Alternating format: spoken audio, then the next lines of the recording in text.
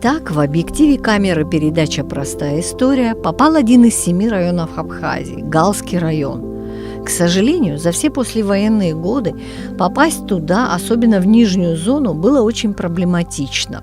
Происки грузинских боевиков, террористических группировок отрезали этот район и политически, и культурно от всей Абхазии. В наши дни пребывание в Галском районе безопасно, и мы, воспользовавшись ситуацией, хотим показать абхазскому зрителю цикл передач об архитектурных и иных памятниках района. В районе 18 сел, центров сельских администраций. Все мы возвращены исконно абхазские топонимические названия. Для примера: Тагилони, Таглан, Чубургинджи, Хиацха, Набакеве, Батайгуара и другие. В 1995 году некоторые села вошли в состав Тхварчалского района. 2 года назад Министерство культуры и охраны историко-культурного наследия произвели фотофиксацию архитектурных памятников. Однако в этом году молодые историки по своей инициативе решили составить карту историко-культурного наследия Галского района. В течение 7 дней они обошли доступные объекты, сняли весь материал на видео. Таким образом, мы имеем возможность показать вам, дорогие телезрители, то, чего в силу обстоятельств вы никогда не видели.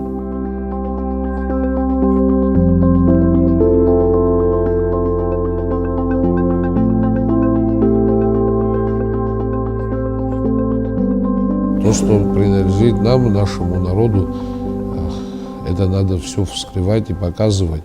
Мы знаем, что по топонимике огромное количество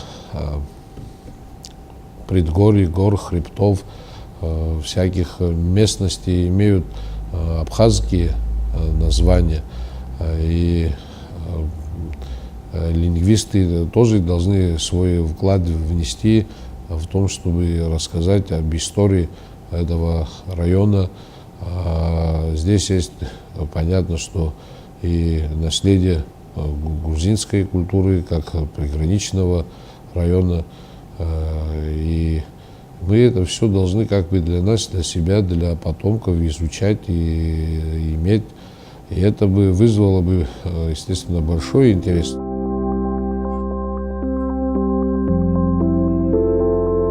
Надо отметить, что российский турист до Гала, как правило, не доезжает.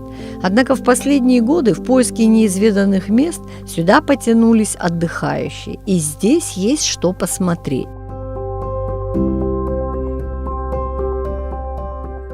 Работа была направлена на изучение, такое поверхностное изучение и фиксацию памятников культурного наследия, да и достопримечательностей Гальского района. Какие объекты могут быть интересны не только приезжающим туристам, но и местным внутри Абхазии, потому что, как известно, большая часть населения Республики Абхазия не так уж хорошо знает эти памятники, но они там есть и очень интересные, которые стоит посещать, стоит даже изучать. Все знают, что очень долгое время, особенно это послевоенные годы, данные объекты, это и археологические памятники, и памятники архитектуры, не исследовались, не изучались, не реставрировались. Но они есть, они очень интересные, красивые и очень привлекают для изучения и как научных работников, так и служат интересом для обычных людей. На самом въезде в Гал можно увидеть панно из мозаики советского периода, символизирующие ценности социализма, мир, дружбу, впрочем, актуальные и в наше время. В годы Великой Отечественной войны Галский район отправил своих жителей на борьбу с немецким агрессором. Их имена доносит до нас соответствующий памятник. Покажут вам здесь и могилу революционера Сванидзе, который является дедом российского журналиста, работающего на ВГТРК Николая Сванидзе. Оказывается, его корни имеют галское происхождение. Памятником архитектуры является и Дом культуры, стоящий в центре города. Дом культуры стройка начался после революции. Мой отец говорил, что там и немцы работали в те времена, пленники, которые приводили, и в Арбой, в нескольких местах в Гальском районе был кирпичный завод, где пекли кирпич, и Арбой привозили вот это вот все кирпичные изделия, и после там несколько сзади, где сцена, в местах туфовый камень. И это все местные люди строили вместе с немцами. И немцы тоже участвовали в этой стройке. Он поменял многих актеров, многих певцов. Здесь и работал в свое время у нас был народный театр, в те времена, но только на грузинском языке. Это еще при коммунистов, и здесь и Миша Чубинидзе приезжал как режиссер, работал в Дом культуры, ставить спектакли, постановки делал. Работала как и Харибава, тогда большой хор был. У нас Якаким Малия хореографом приезжал с Гудаути, хороший хореограф. Вот, Царгуш работал одно время, Рожден Гумба работал.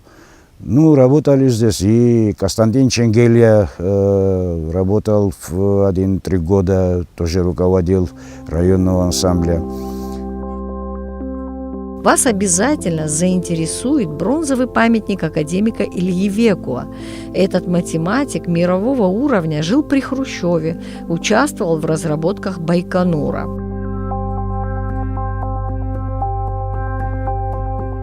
Он закончил Академию наук в Москве, и он был ректором физико-математических университетов, или тогда институт был, по-моему, в Тбилиси.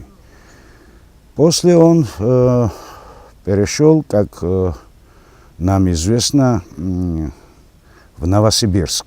Сделал открытие, то высчитал третью скорость или скорость эллипса. Ну, это уж по науке это есть выход космических в орбит.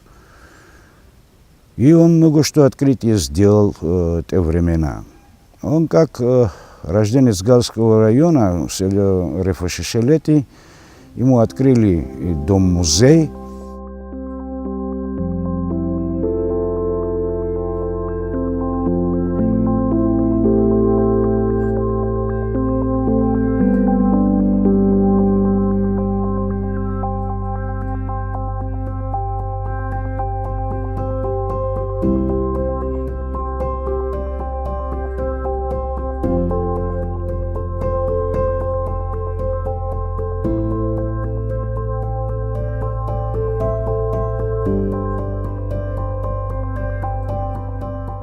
Пока еще редких туристов сюда привлекает Галское водохранилище.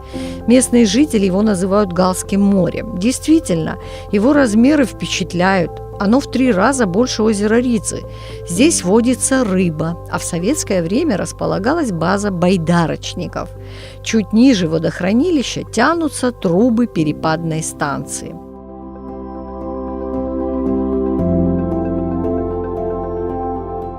Люди, которые увидели, что туристы начали приезжать, начали там просить участок земли, им выделяют, они начинают строить всякие кафе, задумываются о том, чтобы организовать прогулки на катерах по водохранилищу. То есть это вызывает такую надежду на то, что все это будет тихо-тихо развиваться, и появятся и конные прогулки, появятся и походы в горы, и здесь очень много красивых мест, как и на всей территории Абхазии. А туристам всегда, которые часто приезжают в Абхазию, им все больше и больше интересно новые места. Вот в этом плане Гальский район еще имеет огромный потенциал, и он, я думаю, что будет раскрываться. И мы со своей стороны будем делать все зависящее от нас, чтобы помогать этому делу, потому что мы заинтересованы в том, чтобы турист, который приезжает в Абхазию, естественно, посещал Гальский район тоже. Глава администрации в перспективе видит экскурсии с рассказами гидов об истории водохранилища, открытие кафе. Отдыхающим, да и жителям Абхазии тоже будет интересна экскурсия на знаменитую Ингургес. Мы вообще изюминкой Гальского района, местом для посещения туристов, считаем одним из таких объектов, считаем Ингургес, который был в 70-х годах введен в строй. Это самая большая гидроэлектростанция в Закавказье. Например, такие страны, как Турция и Иран, такими гидроэлектростанциями не обладают такой мощности. 1300 мегаватт – это крупнейшая гидроэлектростанция. И я думаю, что посещение этой станции является также интересным для туриста. И реально, если люди хотят, я встречал людей, которые просили повезти, показать Ингургес. А для того, чтобы им подняться в Ингургес, им надо проехать несколько сел верхней зоны, которые имеют свои исторические и культурные памятники. И если организовывать маршруты с заездом в эти места и с тем, чтобы подняться на Ингургес, естественно, единственное, пока нас в этом плане чуть сдерживает, это состояние дорожного покрытия, которое ведет от трассы, это более 10 километров, которые надо восстановить для того, чтобы автобусы и автомобили комфортно доезжали, потому что по ухабистой дороге туристы, вы сами понимаете, да и мы сами все не любим ездить. И мы ожидаем, что в 2019 году будут работы проводиться по восстановлению дорожного покрытия, и это реально позволит вот этот такой очень интересный объект, туриста туда можно будет заманивать.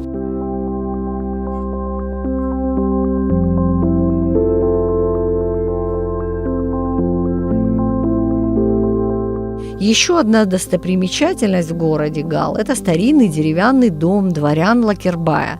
По легенде, он построен без единого гвоздя, как и ресторан Гагрипш. В фундаменте дома камни, привезенные из Турции. В этом доме воспитывалось много выдающихся людей из рода Лакерба. Сейчас здесь никто не живет. Это совершенно музейный экспонат под открытым небом. Ощущение декораций к какому-то фильму.